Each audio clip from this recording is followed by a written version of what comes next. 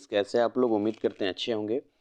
And आज हम discuss करने वाले हैं जनवरी फरवरी मार्च जो ऑन डिमांड एग्जाम में क्वेश्चन पेपर होते हैं, उसका एक क्वेश्चन पेपर हम हैंडल करने वाले हैं, डिस्कस करने वाले हैं।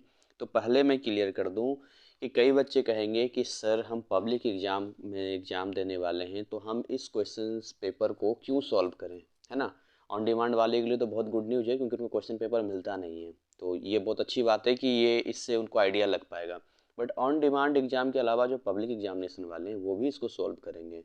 है तो आप ही के सिलेबस का ना। हाँ, मैं पढ़ाते पढ़ाते ये बता दूंगा कि ये कौन सा टीएमए है, कौन सा पी है, इतना मैं आपको हेल्प कर दूंगा, ठीक है।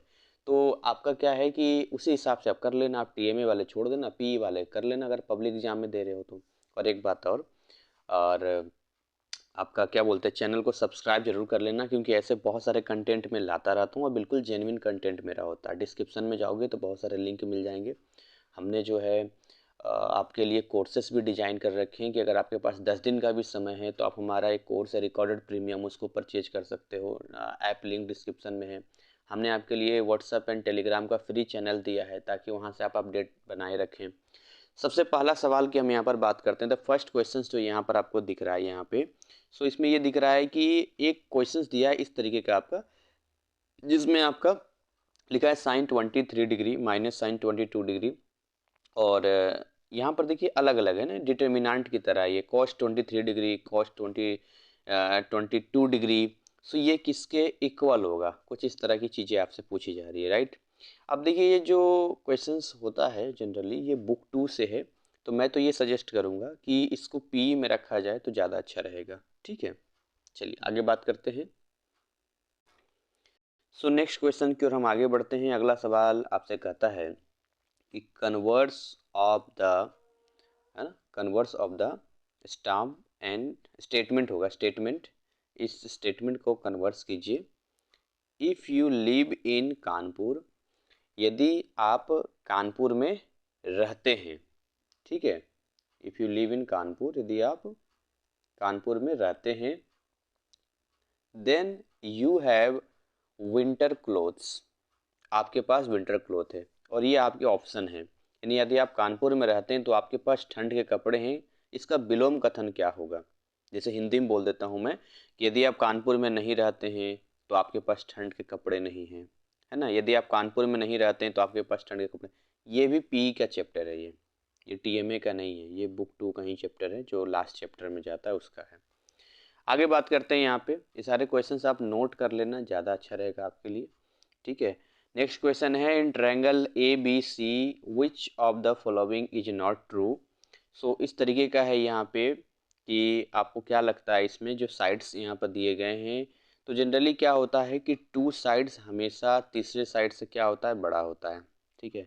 तो स्टेटमेंट ये भी बुक 2 का ही है, जिसमें कि लास्ट का चैप्टर है इसमें।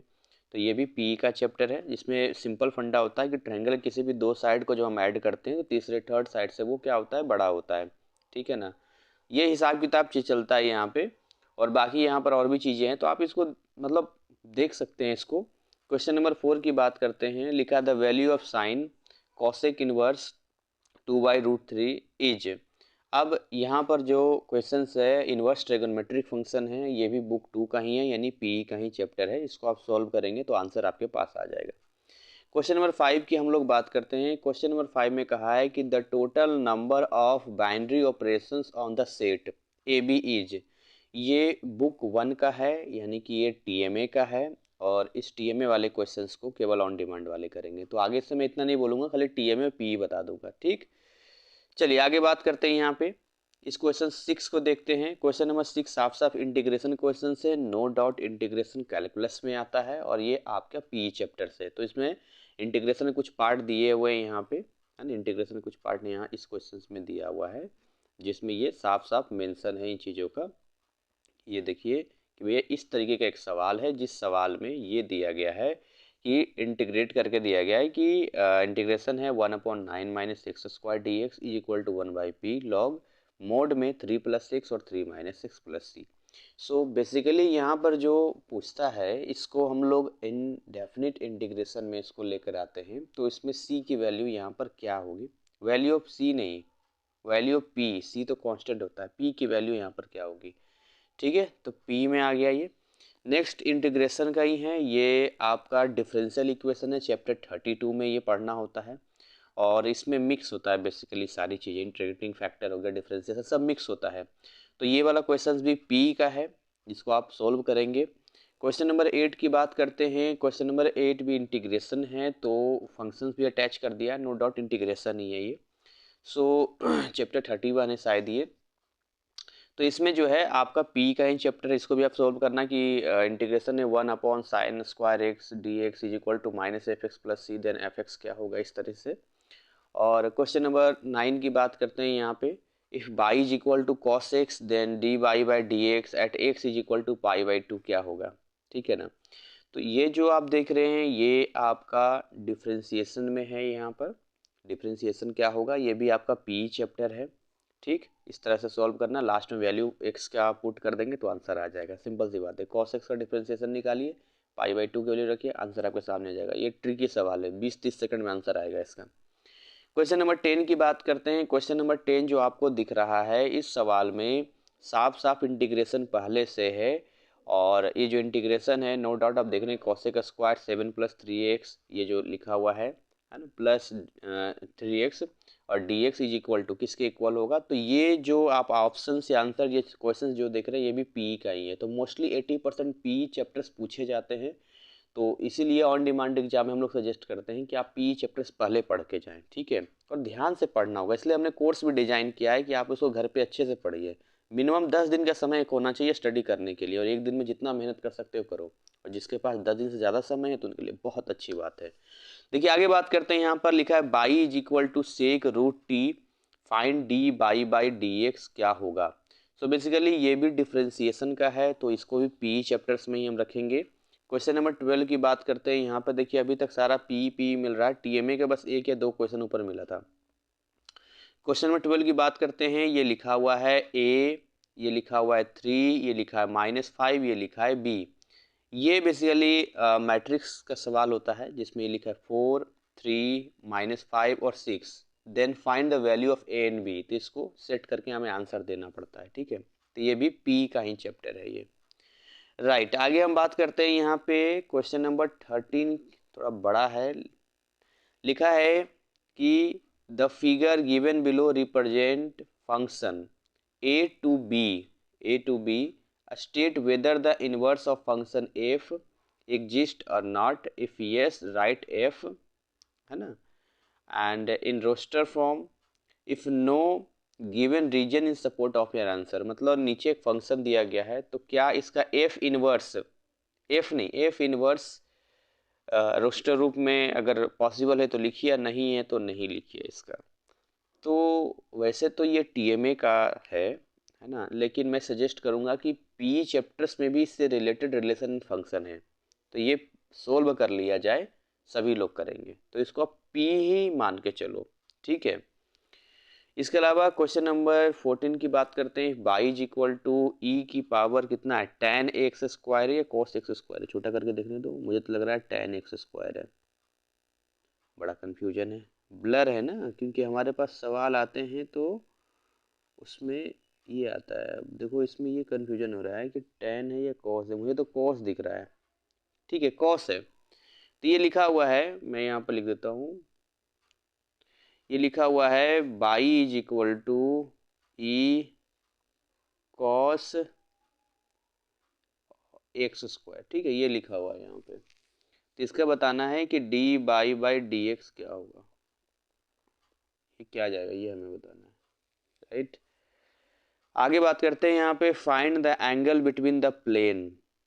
प्लेन में क्या दे रखा है, 3x + 2y - 6z + 7 is equal to 0। Plane पी चैप्टर्स का है ये, मोस्ट चैप्टर पी का ही आएगा, देख लो, ढंग से पढ़ लोगे पी तो बहुत अच्छा होगा, ठीक है ना। इनके बीच के क्या बताना है, एंगल हमें बताना है।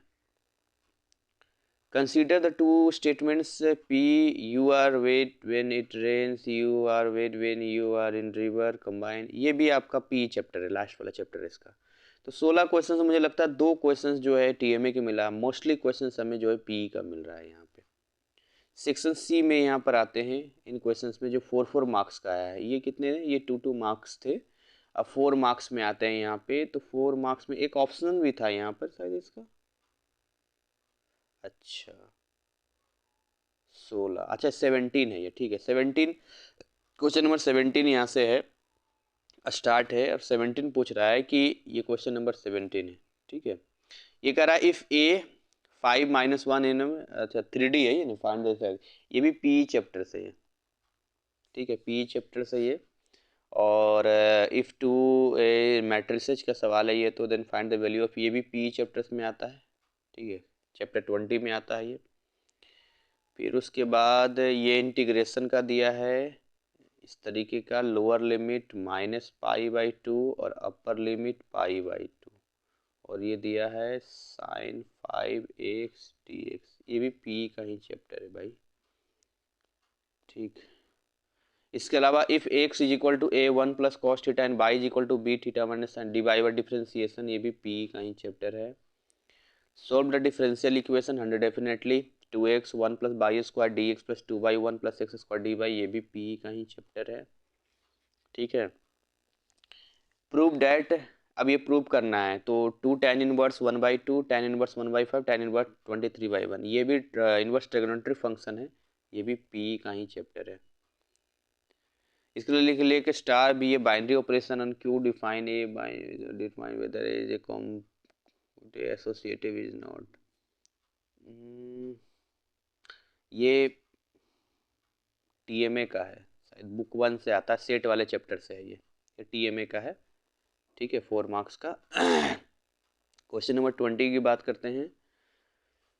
Find the area of triangle with vertices A इतना, बी इतना, सी इतना, त्रिभुज, तो ये भी आपका इसका चैप्टर है, पी का चैप्टर है, 3D का चैप्टर में आता है।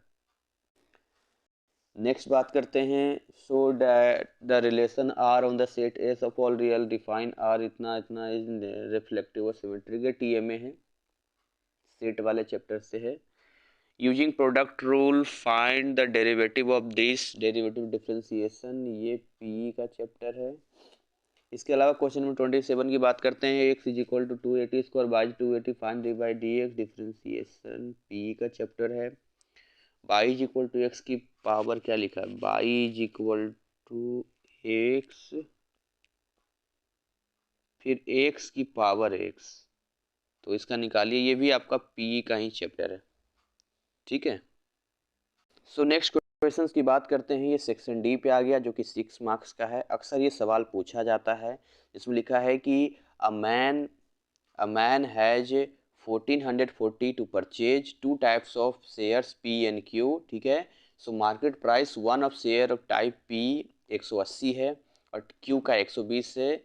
So he wishes to purchase a maximum 10 shares only, if one share P gives yield 11 rupees and type Q yields 8 rupees, then how many shares of each type must be purchased to get the maximum profit। तो ये भी आपका last chapter आता है, questions P का ही है ये, है ना, इसको टीएम में नहीं कहेंगे, ये भी पी का ही है, ये मैक्सिमम क्वेश्चंस पी का ही आपको यहाँ पर दिखेगा। इसके अलावा लिखा है यहाँ पर क्वेश्चन नंबर 30 में a rectangular metal sheet of 45 centimeter by 24 centimeter is to be made a box without top by cutting off squares from each corner and folding up flaps. What should be the side of the square to be cut off so that volume of box is maximum? तो इसमें मुझे लगता है कि कांटे के वर्ग भुजा ज्ञात बॉक्स से आयतन अधिकतम हो, ये क्वेश्चन किस चैप्टर का है? 24 made into box without top of cutting a square, folding on flap, what should be the side of a square to be cut off the box of maximum, ये भी मुझे लग रहा है लास्ट वाले का ही होना चाहिए, या एक बार चेक कर लीजिएगा, थोड़ा सा मुझे इसमें कन्फ्यूजन है क्योंकि दो इस तरह क्वेश्चंस एक तो पी में भी है और टीएमए में भी है, तो मुझे लगता है इसको आप चेक कर लीजिएगा, सॉल्व करने के दौरान आपको आइडिया लग जाएगा। Square metal sheet 48 centimeter has 4 equal squares removed from the corner and the sides turned open was determined side of square so that volume was maximum, ये भी आप एक इसी पैटर्न पर है, आपको चेक कर लेना होगा इसमें, ठीक है, एक बार देख लीजिएगा। जहाँ तक मुझे लग रहा है कि कन्फ्यूजन हो रहा है थोड़ा सा, क्योंकि ऐसे क्वेश्चंस पी में भी हैं और टीएमए का शायद टीएमए में पढ़ाता नहीं हूँ ना, तो आई होप टीएमए में होगा क्या। खैर एनीवे 32 पे आते हैं। Find the equation of plane through the point pyramid. ये तो पीई का चैप्टर है, ये आपका प्लेन का है ये। And solve the given system of linear equation using matrix. Matrix भी आपका पीई में आ गया यहाँ पे, मैट्रिक्स से निकाल लेंगे ये तो खत्म। तो आपने देखा कि इस तरीके से मैक्सिमम क्वेश्चंस पीई के ही थे, बहुत ही कम क्वेश्चंस टीएमए में हमें देखने को मिले हैं। तो मैं बस इतना कहूँगा कि देखिए, अगर आपके पास, अगेन मैं बोल रहा हूँ कि 10 डेज का भी समय है, 10 दिन भी अगर आपके पास है तो 10 दिनों में भी अच्छी तैयारी की जा सकती है, ठीक है ना। और ऐप को डाउनलोड करेंगे, सिंपल होगा। अब इसमें क्या करना है, फॉर्मूला प्रैक्टिस अच्छे से करना है, क्योंकि अगर आपका फॉर्मूला अच्छा होगा तो आप वेल एंड गुड बहुत अच्छा कर लेंगे। अगर फार्मूला बढ़िया नहीं रहा तो गड़बड़ हो जाएगा। रोजाना फार्मूला की प्रैक्टिस कीजिए, कुछ क्वेश्चंस की भी प्रैक्टिस कीजिए, क्योंकि क्वेश्चंस बहुत ज़रूरी होता है सोल्व करना।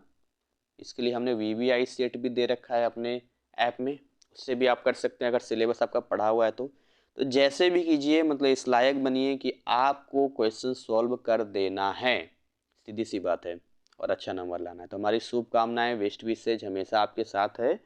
बस हम चाहेंगे कि आप अच्छा से अच्छा मार्क्स और परसेंटेज लाएं, और इसी के साथ यहीं पर हम इसको बाइंड अप करेंगे। मिलेंगे एक नए कंटेंट, नए अपडेट के साथ में। तब तक ऐसे ही मेहनत करते रहिए, हंसते मुस्कुराते रहिए। Thank you so much, wish you all the best.